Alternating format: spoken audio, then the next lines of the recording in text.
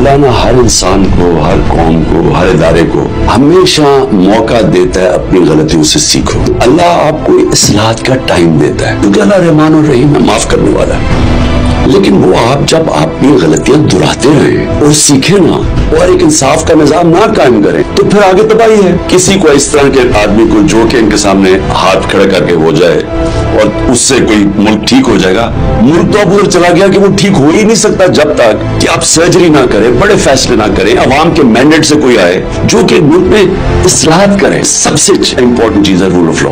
Bottom line है कि आपके मुल्क में रूल ऑफ लॉ यानी इंसाफ नहीं है, तरक्की हो ही नहीं सकती। इस मुल्क के अंदर जब तक हम एक कॉन्फिडेंस नहीं पैदा करेंगे कि यहाँ ताकतवर कानून के नीचे है, यहाँ एक काली वीगो आके लोगों को नहीं उठा सकती और गायब नहीं कर सकती, यहाँ ताकतवर चोरी करके एनआरओ नहीं ले सकता, यहाँ आप ताकतवर एक कमजोर की जमीनों पर कब्जे नहीं कर सकता। जब आपका इंसाफ का निजाम आ गया, मैं आपको यकीन दिलाता हूँ कि मैं ओवरसीज पाकिस्तानी को सबसे ज्यादा जानता हूँ और वो सबसे ज्यादा मुझे बैक करते हैं। मैं गारंटी करता हूँ कि मैं ओवरसीज पाकिस्तानी यहाँ अरबों डॉलर लेके आऊंगा जो आप IMF के ना उनका गुलाम बनना पड़ेगा, ये ओवरसीज पाकिस्तानी पाकिस्तान को बनाएंगे।